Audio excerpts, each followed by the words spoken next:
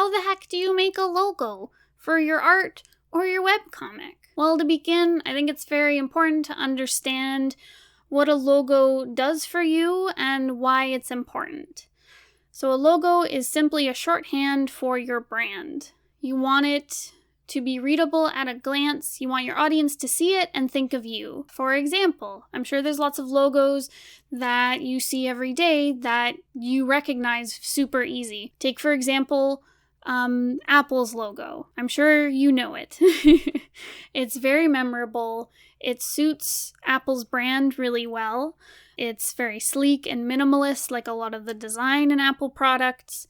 It has an appeal to the tech scene because of those qualities. It follows, well, maybe it doesn't follow. It sets a lot of trends for how logos of, say, apps or other tech companies design their logos. But yeah, like Apple, it's very minimalist and accessible and artistic. So you want to be able to do that for your style of artwork or for your webcomic or project or whatever you're working on. So it's very important when you go into creating your logo that you know the feel you want for it. So I guess if you're not sure where to start, it's very important to research the genre or the market that you are in. So for example, if you're working in horror comics, go look at other horror comics. If you are an illustrator who does cute pet portraits, look at other artists who do very similar work or work that has a very similar tone. See what they're doing for their logos. It's very important to check out the trends that are going on in your specific market because you want your logo to fit in with the people who are interested in that market. You want it to appeal to the readers or the audience that you're trying to get. So for example, if you are doing horror comics that are really gruesome and scary and your logo is a cute little kitten, when someone finds your logo and goes, "Oh, I love cute kittens," and then they look at your work, they're going to be terrified and confused. And on the flip side, if you have someone who reads your horror comics and then sees your cute kitten icon, they're going to go, "Is this the same person who drew the horror comics? What is this?" So it's very important to know what appeals to your market. And it's also important to understand the trends in that market because you want your logo to stand out from the rest. It's very important for your logo to be memorable, again, because you want people to read it at a glance and recognize it. You don't want it to look like every other logo in your genre. And it could happen by accident. So if you're researching what you're trying to create, it's very likely that won't happen. So your logo will stand out. You can also see what appeals to the market and follow some of those trends, whether it's like colors or content or composition of logos. You can make sure that it fits into the market while still standing out from the rest. And you can check that you have the right tone for your market or whatever. Now, it's very important to make sure that your logo is memorable and simple. When you're looking for what you want to base your logo around, it could be a pull from your username or from the subject matter that you draw or your favorite thing, your favorite item that you associate with yourself. It doesn't really matter it does matter. It depends on what you're working on. If you're doing, say, a logo for yourself as an artist, you want it to reflect your work and you want it to reflect you. Because when you're working as, say, like a freelancer, you're also selling yourself and you're selling your style of art. So whatever you decide to turn into your logo, whether it's like an animal mascot or an object or your name or just font, whatever, make sure to simplify it. Now that's like a style that's really trendy right now, the very minimalist, super simplified style. So it is very trendy right now, but it's also important that your logo is simple enough that someone can draw it from memory. You'll notice that with a lot of classic logos, again, say like Apple, a lot of people know exactly what it looks like and can draw it out with like a crayon if you ask them to draw it out. So you want the similar effect for your logo, which is really hard, don't get me wrong, but it's also it's a sign of a very memorable logo. So going simple is probably better than going super complicated. You also want your logo to be very accessible and readable when it's small. So if you have a super detailed logo and it goes to like a super tiny size, people aren't going to be able to read it. So going simple never really hurts when you're working on a logo. Also, when you're designing your logo, it's really important to think about accessibility of color and versatility of color. So you're definitely going to have your brand colors. So say like, your favorite color is pink and you use a lot of pink in your work. Me, that's what I do. It's important to put, say, like pink in your logo. But you want to make sure that you have a version of your logo that can appear on a dark colored background or a light colored background. So a lot of places will have, say, a colored version of their logo, which will appear on, say, like white or light backgrounds. And then they'll have a white version of their logo to appear on dark backgrounds or photographs. And you also want your logo to appear in black and white in case it gets printed that way. As for like the composition of your logo, you could have an icon logo which can stand on its own. That's usually just like a little pictograph. Think of like the Twitter bird or the YouTube play button, a little recognizable icon. You can also pair the icon with font. Say, for example, the YouTube play button with the word YouTube beside it. That's also their logo. Or you could have a logo that just consists of words or font. It's really up to you. It depends on what you're going for and what works for you.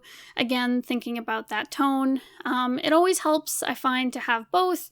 But if you only want one, like icon or font, that's totally cool. It's up to you. It all depends on how you want your brand to feel. And finally, one of the most important things you should take away from this is that you don't have to get it right the first time. Really amazing logos, like say Apple, take a lot of time to develop, and a lot of people work on them, and rebrands happen often. If you look at companies everywhere, they will rebrand their logo or tweak it every couple years. It's totally cool to draw your logo and then maybe in a year revamp it so it fits what you're working on now. Yeah, basically you don't have to get it right the first time. Trends for logos always change, so you can always, follow the trends a little bit to make sure that your logo doesn't look like it's out of the 90s or something. I don't know. Don't be afraid to rebrand. Don't be afraid to try different things out. See what works for you. Again, your style might change. The way you want to present yourself might change, and it's totally cool to rebrand. Or even do minor tweaks to your logo. So I hope that was helpful with logos. I should also mention that I come from a background of creating logos for tech companies. And small businesses. So a lot of what I'm talking about definitely applies to those fields, but it also, I think a lot of the general points apply to, branding yourself as an artist or branding one of your projects.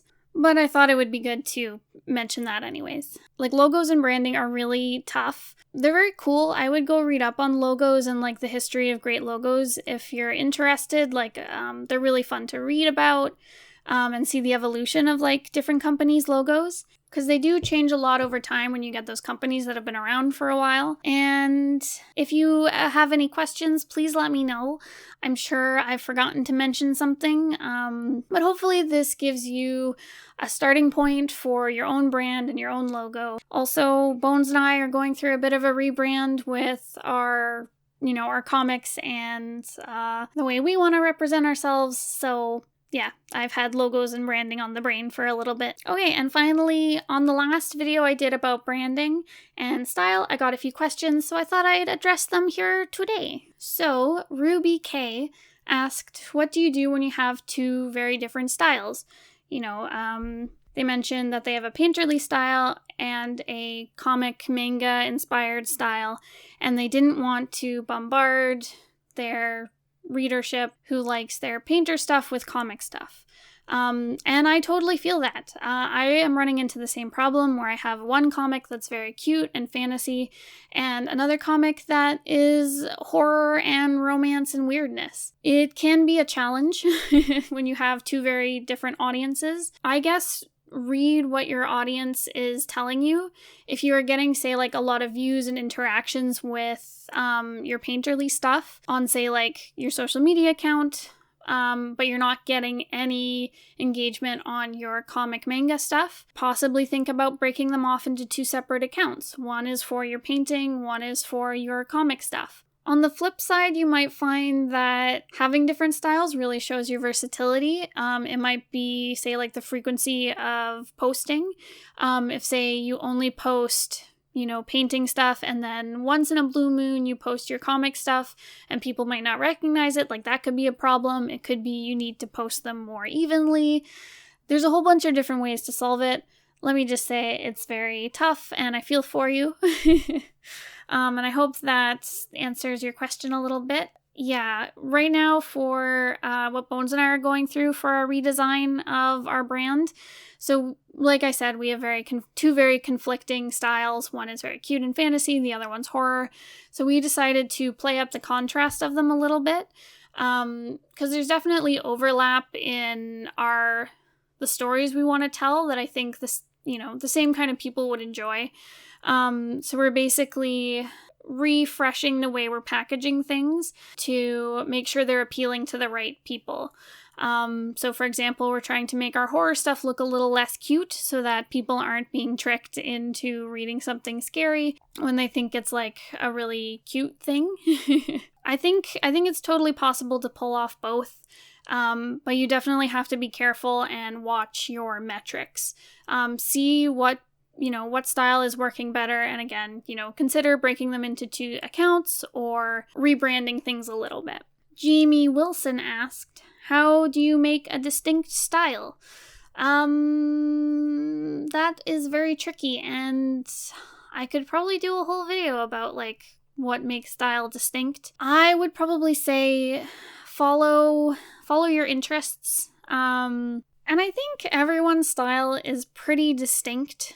I think the only time where your style might blend in is if you are, I don't know, this one's tough. I think if you want your style to be really distinct, it's very important to push what makes it distinct.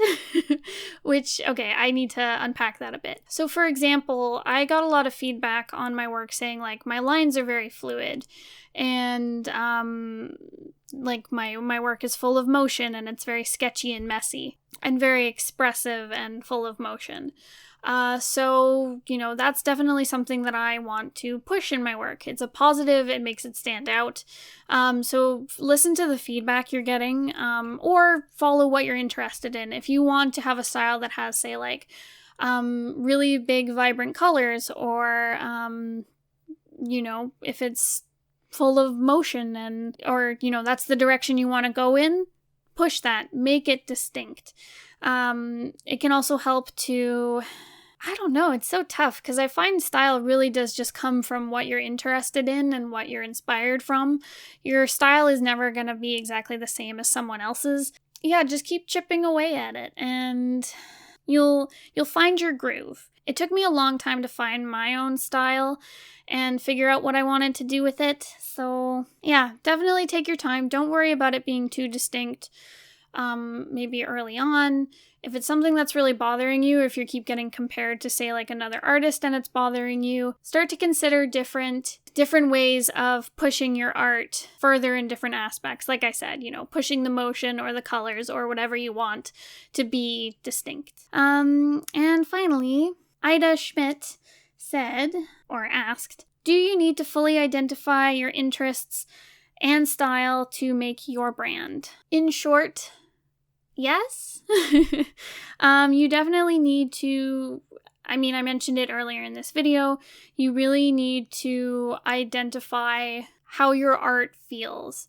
So I'm assuming you are putting your brand out as an artist. You definitely need to understand who you're marketing to, who's engaging with your work, or who do you want to engage with your work. You can do some really quick research on that. Things Bones and I have done is we've looked at comics that we were inspired by or IPs we were inspired by. So for Scourge of Ninepoint, we looked at, say, Legend of Zelda and a bunch of other fantasy comics that we really liked. We tried to find what are all the similarities between these brands that really appeal to us and feel like the story we want to tell.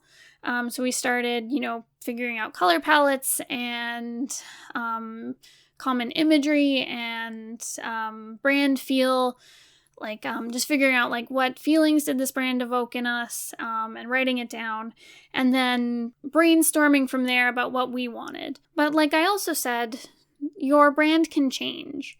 If you start off with a very cutesy style and as you go along it gets maybe more realistic or changes, it's totally okay to change your branding along with it. People will understand. It's cool. You don't have to figure it out all at once. So yeah, I hope that was helpful. Thank you so much for listening.